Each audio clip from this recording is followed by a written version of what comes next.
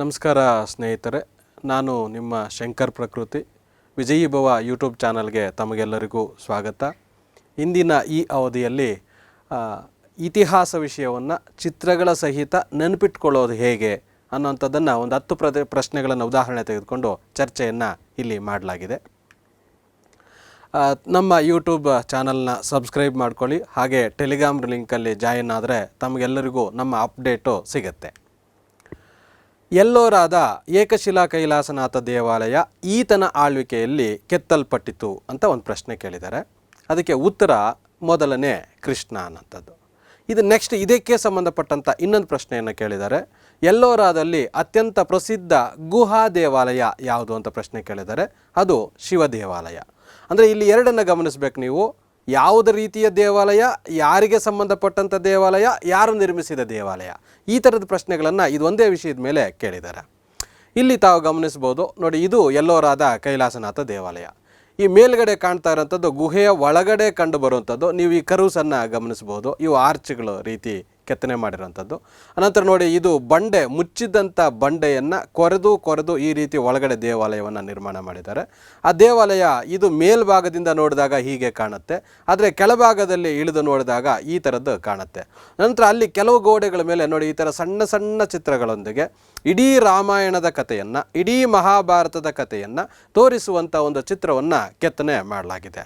ಇದನ್ನು ನೋಡಿದ ತಕ್ಷಣ ಇಷ್ಟು ಅದ್ಭುತವಾದಂಥ ಟೆಂಪಲ್ಸನ್ನು ನಿರ್ಮಾಣ ಮಾಡಿದವರು ಯಾರು ಅನ್ನೋಂಥದ್ದು ನಮಗೆ ಕುತೂಹಲ ತಾನಾಗೇ ಬರುತ್ತೆ. ಆಗ ಆ ಕುತೂಹಲ ನಮಗೆ ನೆನಪಿಟ್ಕೊಳ್ಳೋಕ್ಕೆ ಸಹಾಯ ಮಾಡುತ್ತೆ. ಈ ದೇವಾಲಯವನ್ನು ನಿರ್ಮಾಣ ಮಾಡಿದಂಥವರು ರಾಷ್ಟ್ರಕೂಟರು. ಅದರಲ್ಲಿ ಯಾರು ಅಂತಂದರೆ ಒಂದನೇ ಕೃಷ್ಣ ಅನ್ನೋದನ್ನು ತಿಳ್ಕೊಂಡ್ರಿ. ಇನ್ನೇನೇನು ಪ್ರಶ್ನೆಗಳನ್ನು ಕೇಳ್ಬೋದು, ಇದು ಯಾವ ರಾಜ್ಯದಲ್ಲಿ ಬರುತ್ತೆ ಅಂತ ಕೇಳ್ಬೋದು. ಯಾಕೆಂದರೆ ನಾವೇನು ಅಂದ್ಕೊಂಡಿದ್ದೀವಿ, ರಾಷ್ಟ್ರಕೂಟರು ಅಂದ ತಕ್ಷಣ ಕರ್ನಾಟಕದವರು, ಕರ್ನಾಟಕದಲ್ಲಿ ಬರುತ್ತೆ ಅಂತ ಅಂದ್ಕೊಂಡಿರ್ತೀವಿ. ಆದರೆ ಇದು ಮಹಾರಾಷ್ಟ್ರದಲ್ಲಿ ಬರುತ್ತೆ. ನೋಡಿ ಇಲ್ಲಿ ಚಿತ್ರ ಗಮನಿಸ್ತಾ ಇದ್ದೀರಿ ನೀವು, ಎಲ್ಲೋರ ಅನ್ನೋಂಥದ್ದು. ನಂತರ ಮಹಾರಾಷ್ಟ್ರದಲ್ಲಿ ಯಾಕೆ ಬರುತ್ತೆ, ಕನ್ನಡಿಗ ರಾಜರಲ್ವ ಅವರು ಅಂದರೆ ಮಹಾರಾಷ್ಟ್ರವೂ ಸಹ ಅವರ ಆಳ್ವಿಕೆಗೆ ಒಳಪಟ್ಟಿತ್ತು. ಹಾಗಾಗಿ ಇದು ಮಹಾರಾಷ್ಟ್ರದಲ್ಲಿ ನಿರ್ಮಾಣ ಮಾಡಲಾಗಿದೆ. ನೋಡಿ ಇಲ್ಲಿ ಇನ್ನೇನೇನು ಪ್ರಶ್ನೆ ಕೇಳ್ಬೋದು ಇದ್ರ ಸುತ್ತ ಅಂದರೆ, ಯಾವ ಧರ್ಮಕ್ಕೆ ಇದು ಸೇರಿದ್ದು ಅಂತ ಕೇಳ್ಬೋದು. ಶೈವ ಧರ್ಮಕ್ಕೆ, ಅಂದರೆ ಶಿವನಿಗೆ ಸಂಬಂಧಪಟ್ಟಂಥದ್ದು. ಕೈಲಾಸನಾಥ ಅಂತಂದರೆ ಕೈಲಾಸದಲ್ಲಿ ವಾಸ ಮಾಡೋಂಥವ್ನು ಯಾರು ಅಂದರೆ ಶಿವ. ಹಾಗಾಗಿ ಕೈಲಾಸನಾಥ ದೇವಾಲಯ ಅನ್ನೋದನ್ನ ಇಲ್ಲಿ ಕೇಳಿದ್ದಾರೆ. ಇನ್ನು ಯಾವ ರಾಜವಂಶಕ್ಕೆ ಸೇರಿದ್ದಿದು ಅಂತ ಕೇಳ್ತಾರೆ, ರಾಷ್ಟ್ರಕೂಟರಿಗೆ. ಯಾವ ರಾಜ್ಯದಲ್ಲಿ ಇದ್ದಾವೆ ಇವು ಅಂತ ಕೇಳ್ಬೋದು, ಮಹಾರಾಷ್ಟ್ರ. ಯಾವ ರೀತಿಯ ದೇವಾಲಯಗಳು ಅಂತ ಕೇಳ್ಬೋದು, ಅದು ಗುಹಾಂತರ ದೇವಾಲಯಗಳು. ರಾಷ್ಟ್ರಕೂಟರು ಇದೊಂದೇ ದೇವಾಲಯನ ಗುಹಾಂತರ ಮಾಡಿರೋಂಥದ್ದು. ಇದನ್ನು ಬಿಟ್ಟು ಬೇರೆ ಯಾವುದಾದ್ರೂ ಮಾಡಿದ್ದಾರೆ ಅಂತಂದರೆ ಖಂಡಿತ ಮಾಡಿದ್ದಾರೆ. ಇನ್ನೊಂದು ಅಲ್ಲೇ ಭಾಗದಲ್ಲಿ ಹತ್ತಿರದಲ್ಲೇ ಬರುವಂಥದ್ದು ಮಹಾರಾಷ್ಟ್ರದಲ್ಲೇ, ಅದು ಎಲಿಫೆಂಟ ಗುಹಾಂತರ ದೇವಾಲಯಗಳು. ಈಗ ಕೈಲಾಸನಾಥ ದೇವಾಲಯ ನೋಡಿದ್ವಲ್ಲ, ಅದೇ ರೀತಿ ಗುಹಾಂತರ ದೇವಾಲಯ ಇನ್ನೊಂದನ್ನು ನೋಡೋಣ. ನೋಡಿ ಇಲ್ಲಿ ನೀವು ಕಾಣ್ತಾ ಇರೋಂಥದ್ದು ಎಲಿಫೆಂಟ ಗುಹಾಂತರ ದೇವಾಲಯ. ಇಲ್ಲಿ ನೀವು ಹೆಚ್ಚಿಗೆ ನೋಡಿ ಇಲ್ಲಿ ಮಹೇಶ್ವರನನ್ನು ಕಾಣ್ತೀರಿ. ನೋಡಿ ಇದು ಆ ಒಂದು ದೇವಾಲಯದ ಚಿತ್ರಣ. ಇದು ಎಲ್ಲಿ ಬರುತ್ತೆ ನೋಡಿ, ಕರಾವಳಿ ಭಾಗದಲ್ಲಿ ಬರುತ್ತೆ. ನೋಡಿ ಈ ಭಾಗದಲ್ಲಿ ಬರುವಂಥದ್ದು ಎಲಿಫೆಂಟ. ಅದೇ ಇಲ್ಲಿ ಬರುವಂಥದ್ದಾದರೆ ಅದು ಎಲ್ಲೋರ. ನಂತರ ನಮ್ಮ ಕರ್ನಾಟಕದಲ್ಲಿ, ಹಾಗಾದರೆ ಬೇರೆ ರಾಜ್ಯದಲ್ಲಿ ಇದ್ದಾವೆ ಗುಹಾಂತರ ದೇವಾಲಯಗಳು, ನಮ್ಮ ರಾಜ್ಯದಲ್ಲಿ ಇಲ್ವಾ? ನಮ್ಮಲ್ಲೂ ಇದ್ದಾವೆ ಬಾದಾಮಿ ಗುಹಾಂತರ ದೇವಾಲಯಗಳು. ಇದನ್ನು ಯಾರು ನಿರ್ಮಾಣ ಮಾಡಿದ್ರು? ರಾಷ್ಟ್ರಕೂಟರ ಅಲ್ಲ. ಇದನ್ನು ನಿರ್ಮಾಣ ಮಾಡಿದಂಥವ್ರು ಯಾರು ಅಂದರೆ ಚಾಲುಕ್ಯರು. ಚಾಲುಕ್ಯರಲ್ಲಿ ಬೇರೆ ಬೇರೆ ಚಾಲುಕ್ಯರಿದ್ದಾರೆ. ಪೂರ್ವ ಚಾಲುಕ್ಯರು, ಪಶ್ಚಿಮ ಚಾಲುಕ್ಯರು, ಅಥವಾ ಬಾದಾಮಿ ಚಾಲುಕ್ಯರು, ಕಲ್ಯಾಣಿ ಚಾಲುಕ್ಯರು, ಗುಜರಾತಿನ ಚಾಲುಕ್ಯರು ಅಂತ ಬೇರೆ ಬೇರೆ ಚಾಲುಕ್ಯರು ಬರ್ತಾರೆ. ಅದರಲ್ಲಿ ಯಾರು ಅಂತಂಥದ್ದು ಇಂಪಾರ್ಟೆಂಟು, ಬಾದಾಮಿ ಚಾಲುಕ್ಯರು. ಇದನ್ನು ಚೆನ್ನಾಗಿ ನೆನ್ಪಿಟ್ಕೊಳ್ಳಿ. ಈ ಚಿತ್ರಗಳನ್ನು ಗಮನಿಸಿ. ಈ ಗಮನಿಸಿದಂಥ ಸಂದರ್ಭದಲ್ಲಿ ನೀವು ಈಗಾಗಲೇ ನೋಡಿದ್ದೆ ಆದರೆ ಆ ಚಿತ್ರಗಳಿಗೂ ಆ ಗುಹಾಂತರ ದೇವಾಲಯಗಳಿಗೂ ಇಲ್ಲಿ ಗುಹಾಂತರ ದೇವಾಲಯಗಳಿಗೂ ಹೋಲಿಕೆ ಮಾಡಿದಾಗ ನೋಡಿ, ಇಲ್ಲಿ ಕಾಣುವಂಥ ಸ್ತಂಭಗಳಿದಾವಲ್ಲ, ಏನು ಕಂಬಗಳು ಅಂತ ಕರಿತೀವಲ್ವ, ಇವು ಸಾಮಾನ್ಯವಾಗಿ ಮಹಾರಾಷ್ಟ್ರದಲ್ಲಿ ಕಂಡುಬರುವಂಥ ಗುಹಾಂತರ ದೇವಾಲಯಗಳಿಗೂ ಬಾದಾಮಿಯಲ್ಲಿ ಕಂಡುಬರುವಂಥ ಗುಹಾಂತರ ದೇವಾಲಯಗಳಿಗೂ ಸೇಮ್ ಇದ್ದಾವೆ. ನೆಕ್ಸ್ಟ್ ಇನ್ನೊಂದು ಪ್ರಶ್ನೆ ಏನು ಕೇಳ್ಬೋದು, ರಾಷ್ಟ್ರಕೂಟರ ಗುಹಾಂತರ ದೇವಾಲಯಗಳಿಗೆ ಪ್ರಭಾವ ಬೀರುವಂಥ ಗುಹಾಂತರ ದೇವಾಲಯಗಳು ಯಾವುದು ಅಂತಂದರೆ ಅದು ಬಾದಾಮಿ ಚಾಲುಕ್ಯರದು. ಯಾಕೆಂದರೆ ಫಸ್ಟ್ ಬಾದಾಮಿ ಚಾಲುಕ್ಯರ ಗುಹಾಂತರ ದೇವಾಲಯಗಳು ನಿರ್ಮಾಣ ಆದಮೇಲೆ ರಾಷ್ಟ್ರಕೂಟರ ಗುಹಾಂತರ ದೇವಾಲಯಗಳು ನಿರ್ಮಾಣ ಆಗಿದ್ದಾವೆ. ಹಾಗಾದರೆ ಬಾದಾಮಿ ಗುಹಾಂತರ ದೇವಾಲಯಗಳಿಗೆ ಇನ್ಸ್ಪಿರೇಷನ್ ಯಾವುದು, ಎಲ್ಲಿಂದ ಇದನ್ನು ಮಾಡಲಾಗಿ ತೆಗೆದುಕೊಂಡಿದ್ದಾರೆ, ಯಾವ ಇನ್ಸ್ಪಿರೇಷನ್ನಿಂದ ಬಾದಾಮಿ ಗುಹಾಂತರ ದೇವಾಲಯಗಳನ್ನು ನಿರ್ಮಿಸಿದ್ದಾರೆ ಅಂತಂದರೆ ಅಜಂತಾ ಗುಹಾಂತರ ದೇವಾಲಯಗಳನ್ನು ಇಲ್ಲಿ ಇನ್ಸ್ಪಿರೇಷನ್ ಆಗಿ ತೆಗೆದುಕೊಂಡಿದ್ದಾರೆ. ಅಜಂತಾ ಗುಹಾಂತರ ದೇವಾಲಯಗಳಿಗೆ ಯಾವುದನ್ನು ಇನ್ಸ್ಪಿರೇಷನ್ ಆಗಿ ತೆಗೆದುಕೊಂಡಿದ್ದಾರೆ ಅಂದರೆ ಬರಾಬದರ್ ಅಂತ ಗುಹಾಂತರ ದೇವಾಲಯಗಳು ಬರ್ತವೆ, ಅಶೋಕನ ಕಾಲದಲ್ಲಿ ನಿರ್ಮಾಣ ಆಗಿರುವಂಥದ್ದು. ಅಜಂತಾ ಗುಹಾಂತರ ದೇವಾಲಯಗಳು ಯಾರ ಕಾಲದಲ್ಲಿ ಬರ್ತವೆ ಅಂದರೆ ಗುಪ್ತರು ಮತ್ತು ಮೌರ್ಯರ ಕಾಲದಲ್ಲಿ ಬರ್ತವೆ, ಶಾತವಾಹನರ ಕಾಲದಲ್ಲಿ ಬರ್ತವೆ. ಹಾಗಾಗಿ ಫಸ್ಟ್ ಯಾರು ಬರ್ತದೆ, ಅನಂತರ ಯಾರು ಬರ್ತದೆ, ಅನಂತರ ಯಾರು ಬರ್ತದೆ ಅಂದರೆ ಇನ್ಫ್ಲೂಯೆನ್ಸು ಫಸ್ಟ್ ಬಂದವ್ರದ್ದು ಸೆಕೆಂಡ್ ಬರೋಂಥ ಗುಹಾಂತರ ದೇವಾಲಯಗಳ ಮೇಲೆ ಆ ಇನ್ಫ್ಲೂಯೆನ್ಸ್ ಇರುತ್ತೆ ಅನ್ನೋದನ್ನ ನಾವಿಲ್ಲಿ ಗೆಸ್ ಮಾಡೋಂಥ ಸಾಧ್ಯತೆ ಇರುತ್ತೆ. ನಂತರ ಬಾದಾಮಿ ಗುಹಾಂತರ ದೇವಾಲಯಗಳು ಯಾವ ರಾಜವಂಶಕ್ಕೆ ಸೇರಿದವು? ಬಾದಾಮಿ ಚಾಲುಕ್ಯರು. ಯಾವ ಧರ್ಮಕ್ಕೆ ಸೇರಿದವು? ಹಿಂದೂ, ಬೌದ್ಧ, ಜೈನ ಮೂರೂ ಧರ್ಮಕ್ಕೆ ಸೇರಿದಂಥ ಗುಹಾಂತರ ದೇವಾಲಯಗಳು ಬಾದಾಮಿಯಲ್ಲಿದ್ದಾವೆ. ಇದು ವಿಶೇಷ. ಯಾವ ರಾಜ್ಯ? ಕರ್ನಾಟಕ ರಾಜ್ಯ. ನೆಕ್ಸ್ಟ್ ಕರ್ನಾಟಕದಲ್ಲಿ ಕೇಳೋಂಥ ಕ್ವಶನ್ಸಲ್ಲಿ ಏನು ಕೇಳ್ಬೋದು? ಯಾವ ಜಿಲ್ಲೆಯಲ್ಲಿ ಬಾದಾಮಿ ಗುಹಾಂತರ ದೇವಾಲಯಗಳು ಬರ್ತವೆ ಅಂತ ಕೇಳ್ಬೋದು, ಅದು ಬಾಗಲಕೋಟೆ. ಇನ್ನು ಬಾದಾಮಿ ಗುಹಾಂತರ ದೇವಾಲಯಗಳ ವಿಶೇಷ ಏನು ಅಂತ ಪ್ರಶ್ನೆ ಕೇಳ್ಬೋದು. ಗುಹಾಂತರ ದೇವಾಲಯಗಳ ವಿಶೇಷ, ಅದರಲ್ಲಿ ಇನ್ನೇನು ವಿಶೇಷ ಇದೆ ಅಂತಂದರೆ ಇದು ಧರ್ಮ ಸಮನ್ವಯತೆಯನ್ನು ಹೇಳುತ್ತೆ ಅಂತ. ಯಾಕೆ ಧರ್ಮ ಸಮನ್ವಯತೆ ಅಂದರೆ ನೀವು ಇಲ್ಲೇ ಗಮನಿಸ್ತಾ ಇದ್ದೀರಿ, ಹಿಂದೂ ದೇವಾಲಯ ಇದೆ, ಬೌದ್ಧರದಿದೆ, ಜೈನರದಿದೆ. ಅಲ್ಲಿಗೆ ಮೂರೂ ಧರ್ಮಗಳಿಗೆ ಸಂಬಂಧಪಟ್ಟಂಥ ದೇವಾಲಯಗಳು ಇಲ್ಲಿ ನಿರ್ಮಾಣ ಆಗಿರೋದ್ರಿಂದ ಇದ್ರ ವಿಶೇಷ ಏನಂದರೆ ಧರ್ಮ ಸಮನ್ವಯತೆ ಇತ್ತು ಅನ್ನೋಂಥದ್ದು ಆಗಿನ ಕಾಲಕ್ಕೆ ನಾವಿಲ್ಲಿ ಗಮನಿಸ್ಬೋದು ಅಂತ. ಇನ್ನು ನೋಡಿ ಇಲ್ಲಿ ಅಜಂತಾ ಗುಹಾಂತರ ದೇವಾಲಯಗಳು ಅಂತ ಹೇಳಿದ್ನಲ್ಲ, ನೋಡಿ ಇಲ್ಲಿ ನೋಡಿ ಈ ಕರುಸನ್ನು ಗಮನಿಸ್ಬೋದು ನೀವು. ಇಲ್ಲಿ ಏನು ನಾನು ಆರ್ಚ್ ಅಂತ ಹೇಳಿದ್ನಲ್ಲ, ಇದು ನೋಡಿ, ಇದು ಅದೇ ರೀತಿ ನಮ್ಮ ಏನು ಇತರ ಗುಹಾಂತರ ದೇವಾಲಯಗಳಲ್ಲೂ ಕಂಡು ಬಂತು ಇತ್ತು. ಬಟ್ ಸ್ತಂಭಗಳಲ್ಲಿ ಮಾತ್ರ ಇದು ವ್ಯತ್ಯಾಸ ಇದೆ, ಕಂಬಗಳಲ್ಲಿ ವ್ಯತ್ಯಾಸ ಇದೆ, ಅದನ್ನು ಗಮನಿಸ್ಬೋದು. ನಂತರ ಇದು ನೋಡಿ ವೃತ್ತ, ಇಲ್ಲಿ ಕಂಬಗಳ ಜೊತೆಗೆ ನೋಡಿ ಇಲ್ಲಿ ಪಕ್ಕದಲ್ಲಿ ಸ್ಪೇಸ್ ಬಿಟ್ಟು ಇಲ್ಲಿ ಓಡಾಡಲಿಕ್ಕೆ ವಾಕ್ ಪಾತ್ ರೀತಿ ಮಾಡಿದ್ದಾರೆ. ಇಲ್ಲಿ ಆ ಬುದ್ಧನಿಗೆ ಸಂಬಂಧಪಟ್ಟಂಥ ಒಂದು ದೇವಾಲಯಗಳನ್ನು ನಿರ್ಮಿಸಿದ್ದಾರೆ. ಬುದ್ಧನ ಮೂರ್ತಿಗಳನ್ನು, ಬುದ್ಧನ ಜಾತಕ ಕಥೆಗಳಲ್ಲಿ ಬರುವಂಥ ಒಂದು ಕಲ್ಪನೆಗಳಿಗೆ ಇಲ್ಲಿ ಮೂರ್ತ ರೂಪವನ್ನು ಕೊಡಲಾಗಿದೆ ಅಜಂತಾ ಗುಹಾಂತರ ದೇವಾಲಯಗಳಲ್ಲಿ. ಇದು ಪ್ರಮುಖವಾಗಿ ಯಾರಿಗೆ ಸೇರಿದ್ದು ಅಂದರೆ ಬೌದ್ಧರಿಗೆ ಸೇರಿದಂಥ ಗುಹಾಂತರ ದೇವಾಲಯಗಳು. ಇದನ್ನು ಗಮನಿಸಿ. ಅಜಂತಾ ಯಾವ ಧರ್ಮಕ್ಕೆ ಸೇರಿದ್ದು? ಬೌದ್ಧ ಧರ್ಮ. ಯಾವ ರಾಜವಂಶಕ್ಕೆ ಸೇರಿದ್ದು? ಶಾತವಾಹನರದ್ದು ಇದ್ದಾವೆ, ಗುಪ್ತರದ್ದು ಇದ್ದಾವೆ. ಯಾವ ರಾಜ್ಯದಲ್ಲಿದ್ದಾವೆ ಹೆಚ್ಚು ಗುಹಾಂತರ ದೇವಾಲಯಗಳು? ಈಗಾಗಲೇ ನೀವು ಗಮನಿಸಿದ್ರಿ. ಈಗ ಇದುವರೆಗೆ ತಿಳ್ಕೊಂಡಂಥ ಗುಹಾಂತರ ದೇವಾಲಯಗಳು ಪ್ರಶ್ನೆ ಮಾಡಿದ್ರೆ ಮಾತ್ರ ನಮ್ಗೆ ಈ ಥರದ ಐಡಿಯಾ ಬರೋಂಥದ್ದು. ಯಾವ ರಾಜ್ಯದಲ್ಲಿ ಹೆಚ್ಚಾಗಿದೆ ಅಂದರೆ ಮಹಾರಾಷ್ಟ್ರದಲ್ಲಿ ಹೆಚ್ಚಾಗಿ ಕಂಡು ಬರೋಂಥದ್ದು. ಯಾಕೆಂದರೆ ಅಜಂತಾನೂ ಅಲ್ಲೇ ಬರುತ್ತೆ, ಎಲಿಫೆಂಟಾನೂ ಅಲ್ಲೇ ಬರುತ್ತೆ, ಎಲ್ಲೋರಾನೋ ಅಲ್ಲೇ ಬರುತ್ತೆ. ಕರ್ನಾಟಕದಲ್ಲಿ ಬರುವಂಥದ್ದು ಒಂದು ಪ್ರಮುಖವಾಗಿರುವಂಥದ್ದು ಅದು ಬಾದಾಮಿಯಲ್ಲಿ. ಇನ್ನು ಬೇರೆ ಕಡೆ ಬರೋದಿಲ್ವಾ? ಇದಾವೆ. ಇನ್ನೆಲ್ಲೆಲ್ಲಿ ಬರ್ತವೆ ಅನ್ನೋದು ಒಂದ್ಸರಿ ಹುಡುಕಿ ನೋಡಿ, ನಿಮ್ಗೆ ಇನ್ನೊಂದಷ್ಟು ಮಾಹಿತಿ ಸಿಗತ್ತೆ ಅಂತ. ನೆಕ್ಸ್ಟ್ ದಾಮ್ ಎನ್ನುವಂಥ ಹೊಸ ನಾಣ್ಯವನ್ನು ಚಲಾವಣೆಗೆ ತಂದಂಥ ಏನು ರಾಜ ಯಾರು ಅಂತ ಪ್ರಶ್ನೆ ಕೇಳಿದ್ದಾರೆ. ಆ ದಾಮ್ ಅನ್ನುವಂಥ ಹೊಸ ನಾಣ್ಯವನ್ನು ಜಾರಿಗೆ ತಂದಂಥವನು ಶೇರ್ ಶಾ. ಇಲ್ಲಿ ನೀವು ಗಮನಿಸ್ಬೋದು. ನೆಕ್ಸ್ಟ್ ಪ್ರಶ್ನೆ ಏನು ಕೇಳ್ಬೋದು? ದಾಮ್ ನಾಣ್ಯ ಯಾವ ಲೋಹದ್ದು ಅಂತ ಕೇಳ್ಬೋದು, ಅದು ತಾಮ್ರದ್ದು. ಅದೇ ರೀತಿ ದಾಮನ್ನು ಕೇಳಿದರೆ ದಾಮ್ ನಾಣ್ಯದ ಜೊತೆಗೆ ಶೇರ್ ಶಾ ಇನ್ನೊಂದು ಹೊಸ ನಾಣ್ಯವನ್ನು ಜಾರಿಗೆ ತರ್ತಾನೆ, ಅದು ರೂಪಾಯಿ ಅಂತ. ಆ ರೂಪಾಯಿ ಯಾವ ಲೋಹದ ನಾಣ್ಯ ಅಂದರೆ ಬೆಳ್ಳಿಯ ನಾಣ್ಯ, ಬೆಳ್ಳಿಯಲ್ಲಿ ತಯಾರಿ ಮಾಡಿರುವಂಥ ನಾಣ್ಯ. ಇದೇ ರೀತಿ ನಾಣ್ಯಕ್ಕೆ ಸಂಬಂಧಪಟ್ಟಂಥ ಇನ್ನೇನು ಪ್ರಶ್ನೆಗಳನ್ನು ಕೇಳ್ಬೋದು? ಮೌರ್ಯರ ಕಾಲದಲ್ಲಿ ಯಾವ ರೀತಿಯ ನಾಣ್ಯ ಇತ್ತು ಅಂತ. ಮೌರ್ಯರ ಕಾಲದಲ್ಲಿ ಇದ್ದಂಥದ್ದು ಅಚ್ಚು ಗುರುತಿನ ನಾಣ್ಯ ಅಂತ, ಪಂಚ್ ಮಾರ್ಕ್ಡ್ ಕಾಯಿನ್ಸ್ ಅಂತ ಕರೀತಾರೆ. ಅಂದರೆ ಅಚ್ಚು ಗುದ್ದಿರೋ, ಅಂದರೆ ಅಚ್ಚನ್ನು ನಾವು ಮುದ್ರಣ ಮಾಡಿದ್ರೆ ಹೇಗಿರುತ್ತೋ ಆ ಥರ ಮಾಡಿರೋಂಥ ಕಾಯಿನ್ಸ್ ಇವು. ಇನ್ನು ಇಲ್ಲಿ ಗಮನಿಸ್ಬೋದು, ಈ ಚಿತ್ರದಲ್ಲಿ ನೋಡಿ, ಇಲ್ಲಿ ಗಮನಿಸ್ಬೋದು, ಈ ಬೆಳ್ಳಿ ಇದನ್ನು ಬಿಸಿ ಮಾಡಿದ್ದಾದಮೇಲೆ ಅಚ್ಚು ರೂಪದಲ್ಲಿರುವಂಥದ್ದನ್ನು ಅದ್ರ ಮೇಲೆ ಒತ್ತಿ ಈ ಥರ ಮಾರ್ಕ್ಸನ್ನು ಕ್ರಿಯೇಟ್ ಮಾಡಿರ್ತಾರೆ. ಅದಕ್ಕೆ ಪಂಚ್ ಮಾರ್ಕ್ಡ್ ಕಾಯಿನ್ ಅಂತ ಕರೀತಾರೆ. ಮೌರ್ಯರು ಚಿನ್ನದ ನಾಣ್ಯಗಳನ್ನು ಮಿಂಟ್ ಮಾಡ್ತಾ ಇರಲಿಲ್ಲ, ಟಂಕಿಸ್ತಾ ಇರಲಿಲ್ಲ ಬೆಳ್ಳಿ ನಾಣ್ಯಗಳು. ನಂತರ ನೀವು ಇಲ್ಲಿ ಗಮನಿಸಬಹುದು, ಸಾಮಾನ್ಯವಾಗಿ ಚೌಕಾಕಾರದ ನಾಣ್ಯಗಳೇ ಹೆಚ್ಚಾಗಿ ಕಂಡು ಬರ್ತವೆ. ಯಾಕೆಂದರೆ ವೃತ್ತಾಕಾರ ಮಾಡೋಂಥದ್ದು ಆಗಿನ ಕಾಲಕ್ಕೆ ಕಷ್ಟದ ಕೆಲಸ ಆಗಿತ್ತು ಅಂತ ಅನಿಸುತ್ತೆ. ವೃತ್ತಾಕಾರ ಇರಲೇ ಇಲ್ಲ ಅಂತಲ್ಲ, ಇತ್ತು, ಪೂರ್ಣ ರೌಂಡ್ ಅಥವಾ ಸರ್ಕಲ್ ಶೇಪಲ್ಲಿ ಇರ್ತಾ ಇರಲಿಲ್ಲ, ಸ್ವಲ್ಪ ಬದಲಾವಣೆಗಳಲ್ಲಿ ಇರ್ತಾ ಇತ್ತು ಅನ್ನೋದನ್ನು ನೀವು ಗಮನಿಸಬೇಕು ಇಲ್ಲಿ.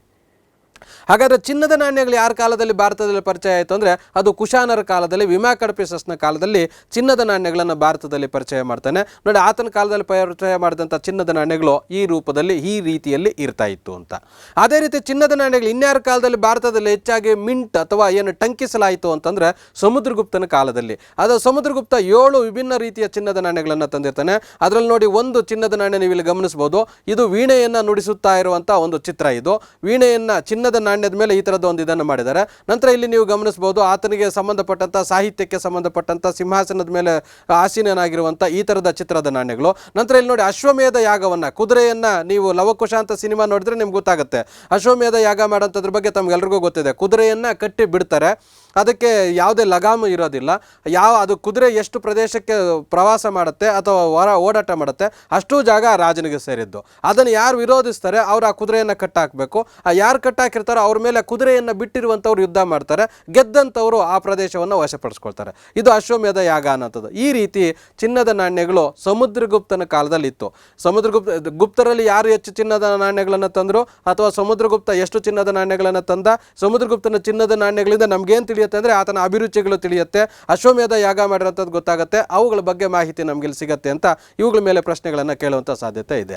ಇನ್ನು ಅದನ್ನು ಬಿಟ್ಟರೆ ಮೊಹಮ್ಮದ್ ಬಿನ್ ತುಗ್ಲಕ್ ಈ ನಾಣ್ಯಗಳನ್ನು ಜಾರಿಗೆ ತರೋದ್ರಲ್ಲಿ ಮತ್ತೊಂದು ಇನ್ನೊಂದು ಹೆಸರು. ಈತ ಟೋಕನ್ ಕರೆನ್ಸಿ ಅನ್ನೋದನ್ನ ಜಾರಿಗೆ ತರ್ತಾನೆ. ಈ ಮೊಹಮ್ಮದ್ ಬಿನ್ ತುಘಲಕ್ನ ಕಾಲದಲ್ಲಿ ಬೆಳ್ಳಿಯ ಕೊರತೆ ಉಂಟಾಗಿದ್ರಿಂದ ಬೆಳ್ಳಿ ನಾಣ್ಯ ತಯಾರಿ ಮಾಡಬೇಕಾದ್ರೆ ನಾಣ್ಯದ ಬೆಲೆ 5 ರೂಪಾಯಿ. ಆದರೆ ಆ 5 ರೂಪಾಯಿ ಕಾಯಿನಿಗೆ ಬೇಕಾಗಿರುವಂಥ ಬೆಳ್ಳಿಯನ್ನು ಕೊಂಡ್ಕೊಬೇಕಾದ್ರೆ 6 ರೂಪಾಯಿ ಆಗುತ್ತೆ. ಹಾಗಾಗಿ ಬೆಳ್ಳಿಗೆ ರೇಟ್ ಜಾಸ್ತಿ ಆಗಿದ್ರಿಂದ ನಾಣ್ಯದ ಬೆಲೆ ಕಡಿಮೆ ಆಗಿದ್ರಿಂದ ಆತ ಬೆಳ್ಳಿ ನಾಣ್ಯಗಳನ್ನು ಬಿಟ್ಬಿಟ್ಟು ತಾಮ್ರದ ನಾಣ್ಯಗಳನ್ನು ಜಾರಿಗೆ ತರ್ತಾನೆ. ಆ ತಾಮ್ರದ ನಾಣ್ಯಗಳನ್ನು ಜಾರಿಗೆ ತರೋದ್ರ ಜೊತೆಗೆ ಆಗುವಂಥ ಮಿಸ್ಟೇಕ್ ಏನು ಅಂತಂದರೆ, ತಾಮ್ರದ ನಾಣ್ಯಗಳನ್ನು ಎಲ್ಲರೂ ಸ್ವತಃ ತಾವೇ ತಯಾರಿ ಮಾಡೋಕ್ಕೆ ಇಳಿದ್ಬಿಡ್ತಾರೆ. ಈಗ ನೀವು ಗಮನಿಸಿ, ಭಾರತದಲ್ಲಿ ಎಲ್ಲರೂ ನಿಮ್ಮಷ್ಟಕ್ಕೆ ನೀವು ನೋಟ್ ಪ್ರಿಂಟ್ ಮಾಡ್ಕೊಳ್ಳಿ ಅಂತ ಬಿಟ್ಬಿಟ್ರೆ ನೋಟಿಗೆ ಬೆಲೆ ಇಲ್ಲದೆ ಹೋಗುತ್ತೆ, ಕಾಸಿಗೆ ಬೆಲೆ ಇಲ್ಲದೆ ಹೋಗುತ್ತೆ. ಹಾಗಾಗಿ ಮೊಹಮ್ಮದ್ ಬಿನ್ ತುಘಲಕ್ನ ಕಾಲದಲ್ಲೂ ಸಹ ಈ ಥರದ ತಾಮ್ರದ ನಾಣ್ಯಗಳು ಸರ್ಕಾರವೇ ಪ್ರಿಂಟ್ ಮಾಡಬೇಕನ್ನೋಂಥ ಒಂದು ಪದ್ಧತಿ ಹೋಗುತ್ತೆ. ಆ ಹೋಗಿದ್ರಿಂದ ಏನಾಗುತ್ತೆ, ಎಲ್ಲರೂ ಈ ನಾಣ್ಯಗಳನ್ನು ಪ್ರಿಂಟ್ ಮಾಡ್ಕೋತಾರೆ. ಹಾಗಾಗಿ ಈ ನಾಣ್ಯಗಳನ್ನು ಯಾರೂ ತಗೊಳ್ಳೋಕ್ಕೆ ಇಷ್ಟಪಡೋದಿಲ್ಲ.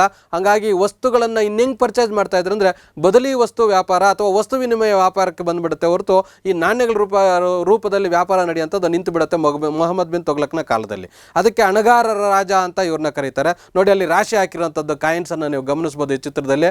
ಯಾಕೆ ರಾಶಿ ಹಾಕ್ತಾರೆ ಅಂದರೆ ಅದನ್ನ ತಗೊಳ್ಳೋರು ಯಾರೂ ಇರಲಿಲ್ಲ ಅಂತ. ಆನಂತರ ಬರುವಂಥದ್ದು ಇಲ್ತಮಿಷ್ನ ನಾಣ್ಯಗಳು.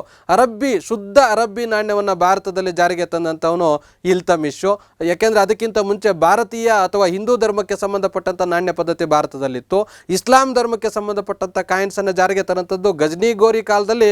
ಅಲ್ಲಿಂದ ಮಿಂಟ್ ಆಗಿರೋಂಥವು ಇಲ್ಲಿಗೆ ಒಂದು ಕೆಲವು ಚಲಾವಣೆಗೆ ಬರ್ತವೆ. ಆದರೆ ಭಾರತದಲ್ಲೇ ಇಲ್ಲಿ ಬಂದು ಮಿಂಟ್ ಮಾಡ್ಕೊಂಡು ಇಲ್ಲಿ ಇದು ಮಾಡೋಂಥದ್ದು ಇಲ್ತಮಿಷ್ನ ಕಾಲದಲ್ಲಿ. ನೋಡಿ, ಇಲ್ತಮಿಷ್ ಜಾರಿಗೆ ತಂದಂಥ ನಾಣ್ಯಗಳು ಇವು. ಶುದ್ಧ ಅರಬ್ಬಿ ನಾಣ್ಯವನ್ನು ಭಾರತದಲ್ಲಿ ಯಾರಿಗೆ ತಂದರು ಅಥವಾ ಮುಸ್ಲಿಂ ನಾಣ್ಯಗಳನ್ನು ಭಾರತದಲ್ಲಿ ಮೊದಲಿಗೆ ಮಿಂಟ್ ಮಾಡಿದಂಥವ್ರು ಯಾರು, ಈ ಥರದ ಪ್ರಶ್ನೆಗಳನ್ನು ಕೇಳ್ಬೋದು. ಮತ್ತು ಶುದ್ಧ ಅರಬ್ಬಿ ನಾಣ್ಯದಲ್ಲಿ ಯಾವ ಕಾಯಿನ್ಸನ್ನು ಪ್ರಿಂಟ್ ಮಾಡಿದ್ರು, ಬೆಳ್ಳಿ ಕಾಯಿನ್ಸ್, ಈ ಥರದ ಪ್ರಶ್ನೆಗಳನ್ನು ಕೇಳುವಂಥ ಸಾಧ್ಯತೆ ಇದೆ. ಇನ್ನು ಬಿರುದುಗಳಿಗೆ ಬಂದಾಗ ಯವನ ರಾಜ್ಯ ಪ್ರತಿಷ್ಠಾಪನಾಚಾರ್ಯ ಅನ್ನೋಂಥ ಬಿರುದು ಯಾರಿಗಿತ್ತು ಅಂತ ಒಂದು ಪ್ರಶ್ನೆಯನ್ನು ಕೇಳಿದ್ದಾರೆ. ನೋಡಿ, ಅದಕ್ಕೆ ಆನ್ಸರ್ ಬಂದ್ಬಿಟ್ಟು ಕೃಷ್ಣದೇವರಾಯನಿಗೆ ಇತ್ತು. ಇದು ಯಾಕೆ ಬಂತು ಅನ್ನೋಂಥದ್ದಾದರೆ, ಏನು ಮುಸ್ಲಿಂ ಒಬ್ಬ ರಾಜಕುಮಾರನನ್ನು ಒಂದು ಸಿಂಹಾಸನಕ್ಕೆ ತಂದು ಕೂರಿಸ್ತಾರೆ. ಹಾಗಾಗಿ ಅವ್ರಿಗೆ ಆ ಬಿರುದನ್ನು ನೀಡಲಾಗುತ್ತೆ.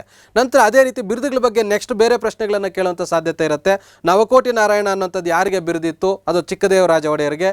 ತಲಕಾಡುಗೊಂಡ ಅಂತ ಯಾರಿಗೆ ಬಿರುದಿತ್ತು? ವಿಷ್ಣುವರ್ಧನನಿಗೆ. ದಕ್ಷಿಣ ಪತೇಶ್ವರ, ಪರಮೇಶ್ವರ ಅನ್ನೋಂಥ ಎರಡೂ ಬಿರುದು ಯಾರಿಗಿತ್ತು? ಇಮ್ಮಡಿ ಪುಲಿಕೇಶಿಗೆ. ದಕ್ಷಿಣ ಪತೇಶ್ವರ ಅಂತ ಮೊದಲು ಬಿರುದಿತ್ತು. ಉತ್ತರ ಪತೇಶ್ವರ ಅನ್ನೋಂಥ ಹರ್ಷವರ್ಧನನನ್ನು ಸೋಲಿಸ್ತಾನೆ. ಅನಂತರ ಪರಮೇಶ್ವರ ಅನ್ನೋಂಥ ಬಿರುದನ್ನು ಪಡಿತಾನೆ ಅನ್ನೋಂಥದ್ದು ಇಲ್ಲಿ ನೀವು ಗಮನಿಸ್ಬೋದು. ಅದೇ ರೀತಿ ಶಿಲಾದಿತ್ಯ ಅನ್ನೋಂಥ ಬಿರುದು ಯಾರಿಗಿತ್ತು ಅಂದರೆ ಹರ್ಷವರ್ಧನನಿಗೆ ಇತ್ತು. ಇನ್ನು ದೇವಾನಾಂ ಪ್ರಿಯದರ್ಶಿ ಅನ್ನೋಂಥ ಒಂದು ಬಿರುದು ಯಾರಿಗಿತ್ತು ಅಂದರೆ ಅಶೋಕನಿಗೆ. ಛತ್ರಪತಿ ಅಂತ ಯಾರಿಗೆ ಬಿರುದಿತ್ತು? ಶಿವಾಜಿಗೆ. ಈ ಥರದ ಬಿರುದುಗಳ ಬಗ್ಗೆ ಇನ್ನಷ್ಟು ಪ್ರಶ್ನೆಗಳನ್ನು ಕೇಳುವಂಥ ಸಾಧ್ಯತೆ ಇರುತ್ತೆ.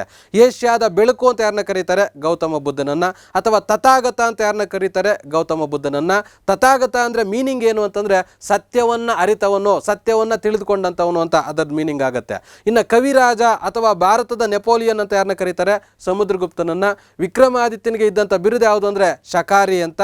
ಅದು ವಿಕ್ರಮಾದಿತ್ಯ, ಶಕಾರಿ ಇವೆರಡೂ ಬಿರುದು ಬರುವಂಥದ್ದು ಎರಡನೇ ಚಂದ್ರಗುಪ್ತನಿಗೆ. ಯಾಕೆ ಶಕಾರಿ ಅಂತ ಬರ್ತದೆ ಅಂದರೆ ಶಕರನ್ನು ಸೋಲಿಸಿದ್ದಕ್ಕಾಗಿ ಶಕಾರಿ ಅನ್ನೋಂಥ ಬಿರುದು ಆತನಿಗೆ ಬರ್ತದೆ. ಇನ್ನು ಚಿತ್ರಕಾರ ಪುಲಿ ಅಥವಾ ಚಿತ್ತಕಾರ ಪುಲಿ ಅಂತ ಯಾರಿಗೆ ಬಿರುದಿತ್ತು ಅಂದರೆ ಪಲ್ಲವರ ರಾಜನಾದಂಥ ಮಹೇಂದ್ರವರ್ಮನನ್ನು. ಇದೇ ಮಹೇಂದ್ರವರ್ಮನನ್ನೇ ಇಮ್ಮಡಿ ಪುಲಿಕೇಶಿ ಸೋಲಿಸುವಂಥದ್ದು. ನಂತರ ವಾತಾಪಿಕೊಂಡ ಅಥವಾ ವತಾಪಿಕೊಂಡ ಅಂತ ಇದೆ. ಮಹಾಮಲ್ಲ ಅಂತ ಬಿರುದಿದೆ. ಇವೆರಡೂ ಬಿರುದುಗಳನ್ನು ಪಡೆದಿದ್ದಂಥವನು ನರಸಿಂಹವರ್ಮ. ಈ ಬಿರುದುಗಳನ್ನು ಗಮನಿಸಿ. ಅದೇ ರೀತಿ ತಲಕಾಡುಗೊಂಡ ಅಂತ ನಮ್ಮ ಯಾರಿಗೆ ಬರುತ್ತೆ? ವಿಷ್ಣುವರ್ಧನನಿಗೆ ಬಿರುದು ಬರುತ್ತೆ. ಈ ನರಸಿಂಹವರ್ಮನೇ ಬಂದು ಇಮ್ಮಡಿ ಪುಲಿಕೇಶಿಯನ್ನು ಸೋಲಿಸುವಂಥದ್ದು. ಇವುಗಳನ್ನು ನೀವು ಗಮನಿಸಿದ್ದೆ ಆದರೆ ಈ ಬಿರುದುಗಳ ಮೇಲೆ ಇನ್ನಷ್ಟು ಪ್ರಶ್ನೆಗಳನ್ನು ಕೇಳುವಂಥ ಸಾಧ್ಯತೆ ಇದೆ. ಈ ಮಹಾಮಲ್ಲ ಅನ್ನೋಂಥ ನರಸಿಂಹವರ್ಮನೇ ಮಾಮಲ್ಲಪುರಂ ಅನ್ನೋಂಥ ಒಂದು ದೇವಾಲಯಗಳನ್ನು ನಿರ್ಮಾಣ ಮಾಡ್ತಾನೆ ಅನ್ನೋದನ್ನ ನೀವು ಗಮನಿಸಬೇಕು. ಇನ್ನು ಬಸವೇಶ್ವರರು ಪ್ರತಿಪಾದಿಸಿದಂಥ ಸಿದ್ಧಾಂತ ಯಾವುದು ಅಥವಾ ಬಸವೇಶ್ವರರು ಇದು ಮಾಡಿದಂಥ ದರ್ಶನ ಯಾವುದು ಅಂತ ಕೇಳ್ತಾರೆ. ಅದು ಶಕ್ತಿ ವಿಶಿಷ್ಟಾದ್ವೈತ ಸಿದ್ಧಾಂತ. ಇವ್ರ ಬಗ್ಗೆ ಇನ್ನು ನೆಕ್ಸ್ಟ್ ಏನು ಕೇಳ್ಬೋದು? ಕಾಯಕವೇ ಕೈಲಾಸ ಅಂದವ್ರು ಯಾರು ಅಂತ ಕೇಳ್ಬೋದು. ಅಥವಾ ಕನ್ನಡದಲ್ಲೇ ಒಂದು ಪ್ರಶ್ನೆ ಏನು ಕೇಳ್ಬೋದು? ವರ್ಕ್ ಈಸ್ ವರ್ಷಿಪ್ ಅಂತ ಹೇಳಿದಂಥವ್ರು ಯಾರು ಅಂತಂದು ಪ್ರಶ್ನೆ ಕೇಳ್ಬೋದು. ಅದನ್ನು ಹೇಳಿದಂಥವ್ರು ಬಸವೇಶ್ವರರು. ಇಲ್ಲಿ ನೀವು ಗಮನಿಸ್ತಾ ಇದ್ದೀರಿ. ಇನ್ನು ಅದೇ ರೀತಿ ಇನ್ನೇನು ಪ್ರಶ್ನೆಗಳನ್ನು ಕೇಳ್ಬೋದು? ಶಂಕರಾಚಾರ್ಯರ ಸಿದ್ಧಾಂತ ಯಾವುದು ಅಂತ ಕೇಳ್ಬೋದು? ಅದ್ವೈತ ಸಿದ್ಧಾಂತ. ಜಗತ್ತು ಮಾಯೆ ಅಂತ ಹೇಳಿದವರು ಯಾರು ಅಂತಂದರೆ ಅದು ಶಂಕರಾಚಾರ್ಯರು. ಇವುಗಳ ಬಗ್ಗೆ ಪ್ರಶ್ನೆಯನ್ನು ಕೇಳ್ಬೋದು. ಅಥವಾ ಯಾವ ರಾಜ್ಯದಲ್ಲಿ ಇವರು ಜನಿಸಿದ್ರು? ಕೇರಳದಲ್ಲಿ. ಆ ಪ್ಲೇಸ್ ಯಾವುದು? ಕಾಲಟಿ. ಇವುಗಳನ್ನು ಪ್ರಶ್ನೆ ಕೇಳುವಂಥ ಸಾಧ್ಯತೆ ಇದೆ. ಇನ್ನು ವಿಶಿಷ್ಟ ಅದ್ವೈತ ಅದು ರಾಮಾನುಜಾಚಾರ್ಯರು ಒಂದು ಪ್ರತಿಪಾದಿಸಿದಂಥ ಸಿದ್ಧಾಂತ. ಇತ್ತೀಚೆಗೆ ಆಂಧ್ರ ಪ್ರದೇಶದಲ್ಲಿ ಈ ರಾಮಾನುಜಾಚಾರ್ಯರ ಒಂದು ಮೂರ್ತಿಯನ್ನು ಪ್ರತಿಷ್ಠಾಪನೆ ಮಾಡಿದ್ದಾರೆ. ಹಂಗಾಗಿ ಅವ್ರ ಬಗ್ಗೆ ಪ್ರಶ್ನೆ ಕೇಳ್ಬೋದು, ಅವರು ಸಿದ್ಧಾಂತ ಯಾವುದು ಅಂತ, ಅಥವಾ ಅವರ ಮೂರ್ತಿ ಹೊಸದಾಗಿ ಎಲ್ಲಿ ಪ್ರತಿಷ್ಠಾಪನೆ ಮಾಡಿದ್ದಾರೆ ಅನ್ನೋಂಥದ್ದನ್ನು ಪ್ರಶ್ನೆಯನ್ನು ಕೇಳ್ಬೋದು. ಇನ್ನು ಮಧ್ವಾಚಾರ್ಯರು ದ್ವೈತ ಸಿದ್ಧಾಂತ. ದ್ವೈತ ಅಂತಂದರೆ ನಿಮ್ಗೆ ಇಲ್ಲಿ ನೋಡಿ 2 ಬೆರಳು ತೋರಿಸ್ತಾ ಇರೋಂಥ ಚಿತ್ರ ನೆನಪಿರಬೇಕು, ಅದಕ್ಕೆ ಈ 2 ಬೆರಳು ತೋರಿಸ್ತಾ ಇರೋಂಥ ಒಂದು ಚಿತ್ರವನ್ನು ಹಾಕಿದ್ದೇವೆ ಮಧ್ವಾಚಾರ್ಯರು. ಅದನ್ನು ಈ ಚಿತ್ರವನ್ನು ನೆನಪು ಬಂದಾಗ ನಿಮಗೆ ಅದು ದ್ವೈತ ಸಿದ್ಧಾಂತ ಅಂತ ನಿಮ್ಗೆ ಗೊತ್ತಾಗುತ್ತೆ. ಇನ್ನು ಜಗತ್ತು ಮಾಯೆ ಅಂತ ಹೇಳಿದವರು ಶಂಕರಾಚಾರ್ಯರು, ಮಾಯೆ ಅಲ್ಲ ಅಂತ ಹೇಳಿದವರು ರಾಮಾನುಜಾಚಾರ್ಯರು. ಅದನ್ನ ಚೆನ್ನಾಗಿ ನೆನಪಿಟ್ಕೋಬೇಕು. ನೆಕ್ಸ್ಟ್ ಅಶೋಕನು 3ನೇ ಬೌದ್ಧ ಸಮ್ಮೇಳನ ನಡೆಸಿದಂಥ ಸ್ಥಳ ಯಾವುದು ಅಂತ. ಅಲ್ಲಿಗೆ 3ನೇದಂದರೆ ಅಶೋಕನಿಗಿಂತ ಮುಂಚೆ 2 ಬೌದ್ಧ ಸಮ್ಮೇಳನ ನಡೆದಿದೆ. ಅಶೋಕನ ನಂತರನೂ 2 ನಡೆಯುತ್ತೆ, ಅದರಲ್ಲಿ ಪ್ರಮುಖವಾಗಿ 1 ನಡೆಯುತ್ತೆ. ಅವು ಯಾವುವು ಅಂತ ಮುಂದೆ ನೋಡೋಣ. ಮುಂದೆ ಇದ್ರ ಬಗ್ಗೆ ಪ್ರಶ್ನೆ ಕೇಳುವಂಥ ಸಾಧ್ಯತೆಗಳು ಇರ್ತದೆ. ನೋಡಿ, ಬೌದ್ಧ ಸಮ್ಮೇಳನ ಏನಕ್ಕೆ ನಡೆಯುತ್ತೆ ಅಂತಂದರೆ, ಭಾರತದಲ್ಲಿ ಆಗಿನ ಕಾಲದಲ್ಲಿ ಪ್ರಪಂಚದಲ್ಲೂ ಭಾರತದ ಸುತ್ತಮುತ್ತಲ ದೇಶಗಳಲ್ಲೂ ಬೌದ್ಧ ಧರ್ಮ ಹರಡಿಕೊಂಡಿರುತ್ತೆ. ಆದರೆ ಹರಡಿಕೊಂಡಂಥ ಸಂದರ್ಭದಲ್ಲಿ ಈಗಾದರೆ ಪ್ರಿಂಟೆಡ್ ಬುಕ್ಸ್ ಇದೆ, ನಂತರ ಮೀಡಿಯಾ ಇದೆ, ಸೋಷಿಯಲ್ ಮೀಡಿಯಾ ಇದೆ, ಅದೇ ರೀತಿ ಏನು ನಮ್ಮ ನ್ಯೂಸ್ ಪೇಪರ್ಸು ಚಾನಲ್ಸು ಅವೆಲ್ಲ ಇದ್ದಾವೆ. ಅವುಗಳ ಮುಖಾಂತರ ಏನು ಮಾಡ್ಬೋದು, ಒಂದು ಸಿದ್ಧಾಂತವನ್ನು ಇಡೀ ಕಡೆ ಒಂದೇ ರೀತಿಯಾಗಿ ಪ್ರಸಾರ ಮಾಡ್ಬೋದು. ಆದರೆ ಇವ್ರ ಕಾಲದಲ್ಲಿ, ಗೌತಮ ಬುದ್ಧನ ಕಾಲದಲ್ಲಿ, ಬುದ್ಧನ ನಂತರ ಕಾಲದಲ್ಲಿ ಏನಾಗುತ್ತೆ, ಮೀಡಿಯಾದ ಸಂಪರ್ಕ ಮಾಧ್ಯಮಗಳ ಕೊರತೆಯಿಂದಾಗಿ ಏನಾಗುತ್ತೆ, ಸಿದ್ಧಾಂತಗಳಲ್ಲಿ, ಆಚರಣೆಗಳಲ್ಲಿ, ಬೌದ್ಧ ಧರ್ಮಕ್ಕೆ ಸಂಬಂಧಪಟ್ಟಂಥ ಸಂಪ್ರದಾಯಗಳಲ್ಲಿ ಸಾಕಷ್ಟು ಬದಲಾವಣೆಗಳು ಬರುತ್ತೆ. ಅದಕ್ಕೆ ನೀವು ಗಮನಿಸಬಹುದು, ಅಲ್ಲಿ ಹೀನಯಾನ ಮಹಾಯಾನ ಅನ್ನೋಂಥದ್ದು 2 ಪಂಗಡಗಳಾಗಿ ಡಿವೈಡ್ ಆಗಿಬಿಡುತ್ತೆ. ಯಾಕೆ ಡಿವೈಡ್ ಆಗುತ್ತೆ ಅಂದರೆ ಇದೇ ಕಾರಣಕ್ಕೆ. ಯಾಕೆಂದರೆ ವಿಸ್ತಾರವಾದಂಥ ಭೂಪ್ರದೇಶದಲ್ಲಿ ಇಲ್ಲಿ ಕೇಳ್ಕೊಳ್ಳೋದೇ ಒಂದು, ಅಲ್ಲಿ ಹೇಳೋದೇ ಒಂದು, ಅವ್ರವ್ರಿಗೆ ಬೇಕಾದಂತೆ ಅದರಲ್ಲಿ ಒಂದಷ್ಟು ಬದಲಾವಣೆಗಳನ್ನು ಮಾಡ್ತಾರೆ. ಹಾಗಾಗಿ ಬೌದ್ಧ ಸಮ್ಮೇಳನಗಳು ಮಾಡಿಬಿಟ್ಟು ಆ ರೀತಿಯ ಭಿನ್ನಾಭಿಪ್ರಾಯಗಳನ್ನೆಲ್ಲ ಪರಿಹರಿಸುವಂಥ ಕೆಲಸವನ್ನು, ಎಲ್ಲರೂ ಒಂದೇ ರೀತಿಯಾಗಿ ಬೌದ್ಧ ಧರ್ಮದ ಅಂಶಗಳನ್ನು ಪ್ರಚಾರ ಮಾಡಬೇಕು, ಆ ಒಂದೇ ರೀತಿ ಆಚರಣೆ ಮಾಡಬೇಕು ಅಂತ ತಿಳಿಸೋದಕ್ಕೋಸ್ಕರ ಈ ಸಮ್ಮೇಳನಗಳು ನಡೀತದೆ. ಹಾಗಾಗಿ ಆ ಸಮ್ಮೇಳನ ನಡೆಯೋದೇನಕ್ಕೆ ಅಂತ ಕೇಳ್ಬೋದು.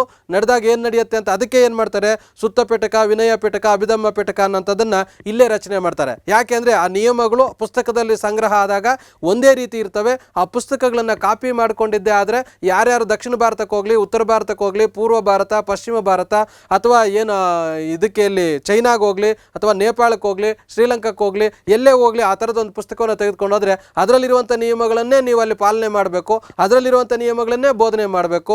ಆ ರೀತಿ ಹೇಳೋಂಥದ್ದಕ್ಕೆ ಆ ಪುಸ್ತಕಗಳ ರಚನೆಯನ್ನು ಸಹ ಈ ಬೌದ್ಧ ಸಮ್ಮೇಳನಗಳಲ್ಲಿ ನಡೀತದೆ. ಆ ರೀತಿ ನೀವು ಇಲ್ಲಿ ಓದ್ಕೊಂಡಿದ್ದಾದರೆ ನೆನಪುಳಿಯುತ್ತೆ.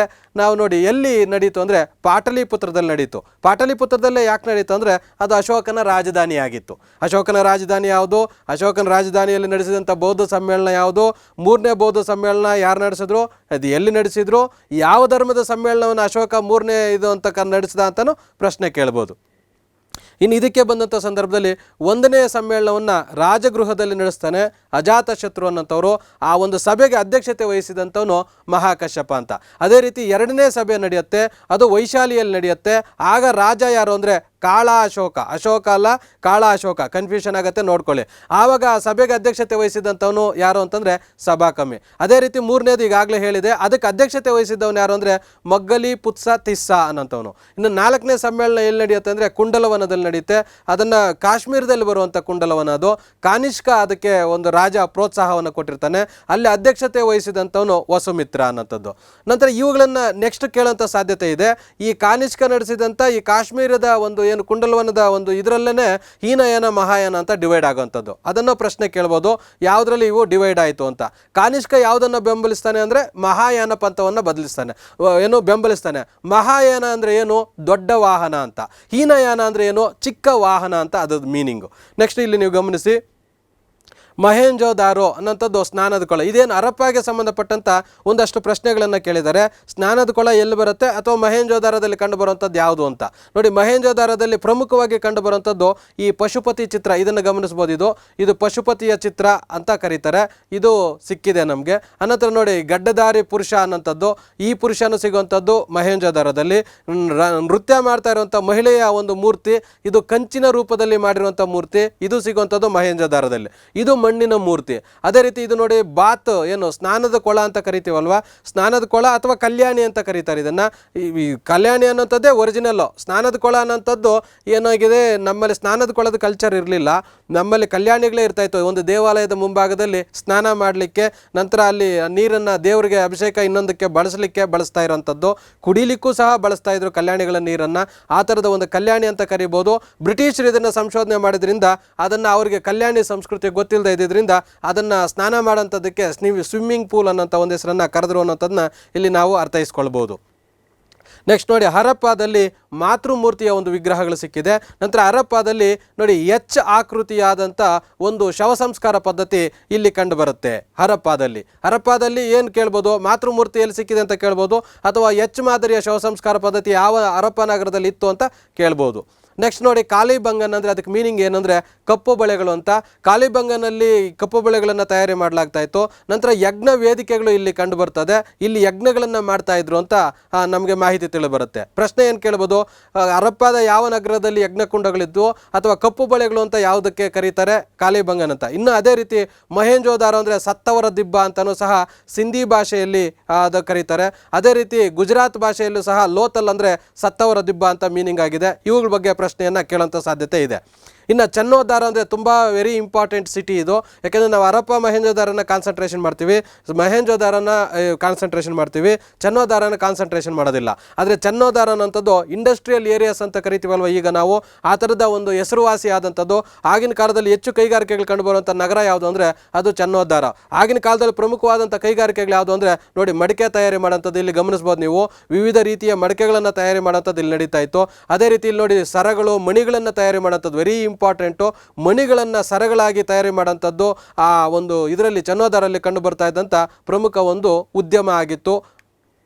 ನೆಕ್ಸ್ಟ್ ಬರೋಂಥದ್ದು ದೋಲವೀರ ಅಂತ. ದೋಲವೀರ ಪ್ರಮುಖವಾಗಿ ಎರಡಕ್ಕೆ ತುಂಬ ಫೇಮಸ್ಸು. ಹರಪ್ಪ ನಾಗರಿಕತೆಯ ಲಿಪಿ ಹೇಗಿತ್ತು ಅನ್ನೋದಕ್ಕೆ ಪ್ರಮುಖ ಸಾಕ್ಷಿ ಸಿಕ್ಕಿರೋಂಥದ್ದು ನೋಡಿ ನಮಗಿಲ್ಲಿ ಸಿಕ್ಕಿರೋದು. ಇದು ಒರಿಜಿನಲ್ ಸಿಕ್ಕಿರೋಂಥ ಒಂದು ಇದನ್ನು ಇಲ್ಲಿ ನಾವು ನೋಡಿದ್ರೆ ಈ ಥರದ ಡ್ರಾಯಿಂಗ್ ಮಾಡಿದ್ರೆ ಈ ಥರದ ಕರೆಕ್ಟಾಗಿ ಸಿಂಬಲ್ಸ್ ಬರುತ್ತೆ.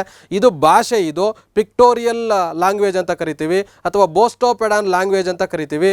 ಚಿತ್ರರೂಪದ ಒಂದು ಲಿಪಿ ಇದು. ಚೈನಾದವರು ನಾವೇನು ಈಜಿಪ್ಟ್ನವ್ರಿಗೆ ಕಂಪೇರ್ ಮಾಡಿದ್ರೆ ನಮ್ಮದು ಚಿತ್ರಲಿಪಿ ನೀವು ಇಲ್ಲಿ ಗಮನಿಸ್ಬೋದು. ಈ ಲಿಪಿಯನ್ನು ಇದುವರೆಗೆ ಓದಲಿಕ್ಕೆ ಆಗಿಲ್ಲ. ನಂತರ ಈ ಥರದ ಅಕ್ಷರಗಳು ಎಲ್ಲಿ ಸಿಕ್ಕಿದ್ದು, 10 ಅಕ್ಷರಗಳು ಒಂದೇ ಕಡೆ ಸಿಕ್ಕಿದೆ, ಅದು ದೋಲವೀರದಲ್ಲಿ. ನಂತರ ಅದು ಸ್ಟೇಡಿಯಂ ಇದೆ ಇಲ್ಲಿ. ನಂತರ ಇಲ್ಲಿ ನೀವು ಇನ್ನೊಂದು ಗಮನಿಸ್ಬೋದು ನೋಡಿ, ಇಲ್ಲಿ ಇದೇನಿದು ಗೊತ್ತಾ, ಡ್ಯಾಮ್. ಇದು ದೋಲವೀರದಲ್ಲಿ ಆಗಿನ ಕಾಲದ ಹರಪ್ಪ ನಾಗರಿಕತೆಯ ಜನ ಒಂದು ಡ್ಯಾಮನ್ನು ನಿರ್ಮಾಣ ಮಾಡಿಕೊಂಡಿದ್ರು. ಆ ಡ್ಯಾಮ್ಗಳ ಮುಖಾಂತರ ನೀರನ್ನು ಅವರು ನೀರಾವರಿಗೆ ಮತ್ತು ಕುಡಿಯಲಿಕ್ಕೆ ಮತ್ತೊಂದು ಇದಕ್ಕೆ ಬಳಕೆ ಮಾಡ್ತಾಯಿದ್ರು. ಹರಪ್ಪಾದ ಯಾವ ನಗರದಲ್ಲಿ ಡ್ಯಾಮ್ ಕಂಡುಬರುತ್ತೆ ಅಥವಾ ದೋಲವೀರದಲ್ಲಿ ಕಂಡುಬರುವಂಥ ಪ್ರಮುಖ ಕಟ್ಟಡ ಯಾವುದು ಅಥವಾ ದೋಲವೀರದಲ್ಲಿ ಏನು ಸಿಕ್ಕಿದೆ, ಈ ಥರದ ಪ್ರಶ್ನೆಗಳನ್ನು ಕೇಳುವಂಥ ಸಾಧ್ಯತೆ ಇದೆ. ನೆಕ್ಸ್ಟ್ ಇಲ್ಲಿ ನೀವು ಗಮನಿಸ್ಬೋದು ಲೋತಾಲ್ ಅಂತ. ಇದನ್ನು ಹಾರ್ಬರ್ ಅಂತ ಕರಿತೀವಿ, ಹರಪ್ಪ ನಾಗರಿಕತೆ ಹಾರ್ಬರ್ ಅಂತ.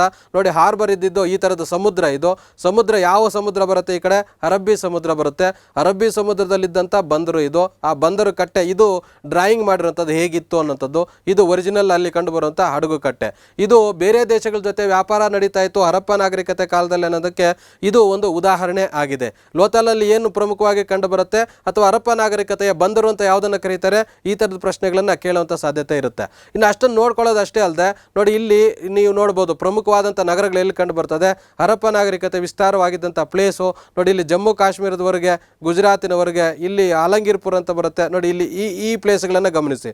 ನಂತರ ಮೆಹ್ರಗರ್ ಅಂತ. ಹರಪ್ಪ ನಾಗರಿಕತೆ ಸ್ಟಾರ್ಟ್ ಆಗೋದಕ್ಕಿಂತ ಫಸ್ಟ್ ಪ್ಲೇಸು ಹರಪ್ಪ ನಾಗರಿಕತೆಯಲ್ಲಿ ಫಸ್ಟ್ ಪ್ಲೇಸ್ ಯಾವುದು ಅಂದರೆ ಅದು ಮೆಹ್ರಗರ್. ಅನಂತರ ಇವೆಲ್ಲ ಡೆವಲಪ್ ಆಗಿರೋಂಥದ್ದು. ನಂತರ ಕೃಷಿ ಆರಂಭ ಮಾಡಿದಂಥ ಫಸ್ಟ್ ಪ್ಲೇಸ್ ಯಾವುದು ಅಂದರೆ ಈ ಮೆಹ್ರಗರ್ ಅನ್ನೋಂಥದ್ದು. ಈ ಅನಂತರ ಅಲ್ಲಿ ಹರಪ್ಪ ನಾಗರಿಕತೆಯ ಇದನ್ನು ನಗರ ನಾಗರಿಕತೆ ಅಂತ ಕರೀತಾರೆ, ಯಾಕೆಂದರೆ ಎಲ್ಲ ಸಿಟಿಗಳು ದೊಡ್ಡದಾಗಿರುವಂಥದ್ದು. ನಂತರ ಇದುವರೆಗೆ ಕಂಡು ಹಿಡಿಯಲಾಗಿರುವ ಅತ್ಯಂತ ಉತ್ತರ ಭಾಗದಲ್ಲಿರುವಂಥ ಹರಪ್ಪ ನಿವೇಶನ ಯಾವುದು ಅಂತ. ಅಂದರೆ ಭಾರತದಲ್ಲಿ ಉತ್ತರ ಭಾಗದಲ್ಲಿ ಇರುವಂಥ ಹೈಯೆಸ್ಟ್ ನಿವೇಶನ ಲಾಸ್ಟ್ ಪ್ಲೇಸ್ ಯಾವುದು, ದಕ್ಷಿಣದಲ್ಲಿ ಲಾಸ್ಟ್ ಯಾವುದು, ಪೂರ್ವದಲ್ಲಿ ಲಾಸ್ಟ್ ಯಾವುದು, ಪಶ್ಚಿಮದಲ್ಲಿ ಲಾಸ್ಟ್ ಯಾವುದು ಅಂತ ನಾವು ತಿಳ್ಕೊಂಡಿರಬೇಕು. ಇಲ್ಲಿ ಒಂದನ್ನು ಮಾತ್ರ ಕೇಳಿದ್ದಾರೆ. ಇದಕ್ಕೆ ಸರಿಯಾದ ಉತ್ತರ ಜಮ್ಮು ಮತ್ತು ಕಾಶ್ಮೀರದಲ್ಲಿರುವ ಮಾಂಡು ಅನ್ನೋಂಥ ಪ್ಲೇಸು ಉತ್ತರದ ಒಂದು ಎಂಡು. ನೋಡಿ ಇದನ್ನು ಈ ಥರ ಮಾಡಿಕೊಂಡು ಮಾರ್ಕ್ ಹಾಕ್ಕೊಂಡು ಬರೆದಿಟ್ಕೊಂಡ್ರೆ ನಮ್ಗೆ ನೆನಪಿರುತ್ತೆ. ಹರಪ್ಪ ನಾಗರಿಕತೆಯ ಪೂರ್ವದ ಎಂಡ್ ಪ್ಲೇಸ್ ಯಾವುದು ಅಂತಂದರೆ ನೀವು ಇಲ್ಲಿ ಗಮನಿಸ್ಬೋದು ಬಲೂಚಿಸ್ತಾನು. ಅದೇ ರೀತಿ ಪಶ್ಚಿಮದ ಎಂಡ್ ಪ್ಲೇಸ್ ಯಾವುದು ಅಂತಂದರೆ ಇಲ್ಲಿ ಗಮನಿಸ್ಬೋದು ಆಲಂಗೀರ್ಪುರ್. ಅದೇ ರೀತಿ ದಕ್ಷಿಣದ ಎಂಡ್ ಪ್ಲೇಸ್ ಯಾವುದು ಅಂದರೆ ದೈಮಾಬಾದ್ ಅನ್ನೋಂಥದ್ದು. ಇವು ಹರಪ್ಪ ನಾಗರಿಕತೆಗೆ ಸಂಬಂಧಪಟ್ಟಂಥವು. ಇನ್ನು 1857ರ ದಂಗೆಯನ್ನು ಭಾರತದ ಮೊದಲ ಸ್ವತಂತ್ರ ಸಂಗ್ರಾಮ ಅಂತ ಕರೆದಿದ್ದಾರೆ. ಆ ಥರ ಕರೆದಂಥವ್ರು ಯಾರು ಅಂತ ಪ್ರಶ್ನೆಯನ್ನು ಕೇಳಿದ್ದಾರೆ, ಅದು ವಿ ಡಿ ಸಾರ್ವರ್ಕರ್. ಇನ್ನು ಇದಕ್ಕೆ ಸಂಬಂಧಪಟ್ಟಂತೆ ಏನು ಕೇಳ್ಬೋದು, ಹಾಗಾದರೆ ಭಾರತದ ಮೊದಲ ಸ್ವತಂತ್ರ ಸಂಗ್ರಾಮವನ್ನು ಸಿಪಾಯಿ ದಂಗೆ ಅಂತ ಕರೆದ ಬರೆದವರು ಯಾರು? ಯುರೋಪಿನ ಇತಿಹಾಸಕಾರರು. ನಂತರ ಇನ್ನೇನು ಪ್ರಶ್ನೆಗಳನ್ನು ಕೇಳ್ಬೋದು, ದೆಹಲಿಯಲ್ಲಿ ಈ ದಂಗೆ ನಡೆದಂಥ ಸಂದರ್ಭದಲ್ಲಿ ಲೀಡರ್ಶಿಪ್ ಯಾರಿಗಿತ್ತು ಅಂದರೆ ಎರಡನೇ ಬಹದ್ದೂರ್ ಶಾಗೆ. ಅದೇ ರೀತಿ ಝಾನ್ಸಿ ಅನ್ನೋದು ಎಲ್ರಿಗೂ ಗೊತ್ತಿದೆ, ಲಕ್ಷ್ಮೀಬಾಯಿ ಅಂತ ಟಕ್ ಅಂತ ಹಾಕ್ಬಿಡ್ತೀರಿ.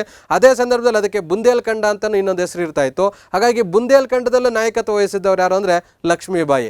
ಇನ್ನು ಬ್ಯಾರಕ್ಪುರದಲ್ಲಿ ಏನು ಲೀಡಿಂಗ್ ಬಂದಂಥವ್ರು ಯಾರು ಈ ದಂಗೆ ಕಾಲದಲ್ಲಿ ಅಂದರೆ ಮಂಗಳ ಪಾಂಡೆ. ಲಕ್ನೋದಲ್ಲಿ ಯಾರು ಈ ದಂಗೆ ಕಾಲದಲ್ಲಿ ಲೀಡ್ ಮಾಡಿದ್ರು ಅಂದರೆ ಬೇಗಂ ಹಜರತ್ ಮಹಲ್. ಕಾನ್ಪುರದಲ್ಲಿ ಯಾರು ಲೀಡ್ ಮಾಡಿದ್ರು ಅಂದರೆ ನಾನಾ ಸಾಹೇಬ್. ಈ ಥರದ ಒಂದು ಪ್ರಶ್ನೆಗಳನ್ನು ಕೇಳುವಂಥ ಸಾಧ್ಯತೆ ಇದೆ. ನೆಕ್ಸ್ಟ್, ಭಾರತಕ್ಕೆ ಬಂದ ಯುರೋಪಿಯನ್ರ ಸರಿಯಾದ ಅನುಕ್ರಮ ತಿಳಿಸಿ ಅಂತ. ನಾವು ಯುರೋಪಿಯನ್ರು ಭಾರತಕ್ಕೆ ಬಂದರು, ಫಸ್ಟ್ ಬಂದಿದ್ದು ಯಾರೋ ಪೋರ್ಚುಗೀಸರು ಗೊತ್ತಿದೆ, ಲಾಸ್ಟಿಗೆ ಬಂದಿದ್ದು ಯಾರು ಅನ್ನೋಂಥದ್ದು ಸ್ವಲ್ಪ ಡೌಟ್ ಬರುತ್ತೆ. ಅನಂತರ ಮಧ್ಯದಲ್ಲಿ ಬಂದವರು ಯಾರು? ಈ ಥರದ ಪ್ರಶ್ನೆಗಳನ್ನು ಕೇಳಿ ನಾವೆಲ್ಲ ಚೆನ್ನಾಗಿ ಓದ್ಕೊಂಡಿದ್ದೇವೆ ಅಂತೀವಿ, ತಿಳ್ಕೊಂಡಿದ್ದೇವೆ ಅಂದ್ಕೋತೀವಿ. ಆದರೆ ಈ ಥರದ ಪ್ರಶ್ನೆಗಳು ಬಂದಾಗ ಟಕ್ ಅಂತ ಕನ್ಫ್ಯೂಷನ್ ಆಗೋದಕ್ಕೆ ಸ್ಟಾರ್ಟ್ ಆಗುತ್ತೆ. ನೋಡಿ, ಇದಕ್ಕೆ ಸರಿಯಾದಂಥ ಉತ್ತರ ಫಸ್ಟ್ಗೆ ಬಂದಂಥವರು ಪೋರ್ಚುಗೀಸರು, ಅನಂತರ ಡಚ್ಚರು, ಅನಂತರ ಬ್ರಿಟಿಷರು, ಅನಂತರ ಬ್ರಿಟಿಷರು, ಇವರು ಅನುಕ್ರಮ ಬಂದಂಥವ್ರು. ಈ ಥರದ ಪ್ರಶ್ನೆಗಳು ಇನ್ನೇನು ಕೇಳಲಿಕ್ಕೆ ಸಾಧ್ಯತೆ ಇದೆ? ಇನ್ನೇನು ಕೇಳ್ಬೋದು ಅಂದರೆ ಸಂಗಮ, ಸಾಳ್ವ, ತುಳುವ, ಅರವೀಡು ಇವುಗಳನ್ನು ಅದಲು ಬದಲಾಗಿ ಕೊಟ್ಟು ಇದನ್ನು ಅನುಕ್ರಮವಾಗಿ ಜೋಡಿಸಿ ಅಂತ ಕೇಳ್ಬೋದು. ಅಥವಾ ಈ ಗುಲಾಮಿ, ಖಿಲ್ಜಿ, ತುಘಲಕ್, ಸೈಯದ್, ಲೋಧಿ ಈ ವಂಶಗಳನ್ನು ಅದು ಬದಲಾಗಿ ಕೊಟ್ಟು ಇದನ್ನು ಅನುಕ್ರಮವಾಗಿ ಜೋಡಿಸಿ ಅಂತ ಪ್ರಶ್ನೆಯನ್ನು ಕೇಳುವಂಥ ಸಾಧ್ಯತೆ ಇದೆ.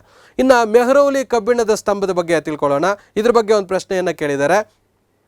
ಮೆಹ್ರೌಲಿ ಕಬ್ಬಿಣ ಸ್ತಂಭದ ವಿಶೇಷ ಏನಂದರೆ ಪ್ರಾಚೀನ ಭಾರತದಲ್ಲಿ ಕುಶಲಕರ್ಮಿಗಳ ನೈಪುಣ್ಯಕ್ಕೆ ಇದು ಸಾಕ್ಷಿಯಾಗಿದೆ ಅಂತ.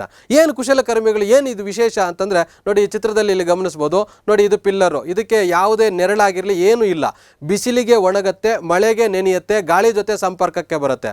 ಆದರೆ ಹೀಗಿದ್ದರೂ ಸಹ ಇದು ಕ್ರಿಸ್ತ ಶಕ 400 4ನೇ ಶತಮಾನ, 3ನೇ ಶತಮಾನ, 5ನೇ ಶತಮಾನ ಆ ಒಂದು ಅವಧಿಯಲ್ಲಿ ನಿರ್ಮಾಣ ಆಗಿರುವಂಥ ಒಂದು ಸ್ತಂಭ ಇದು. ನೋಡಿ, ಆ ಸ್ತಂಭವನ್ನು ಹತ್ತಿರದಿಂದ ನೋಡಿದ್ರೆ ಇಷ್ಟು ಕ್ಲಿಯರ್ ಆಗಿ ನುಣುಪಾಗಿದೆ.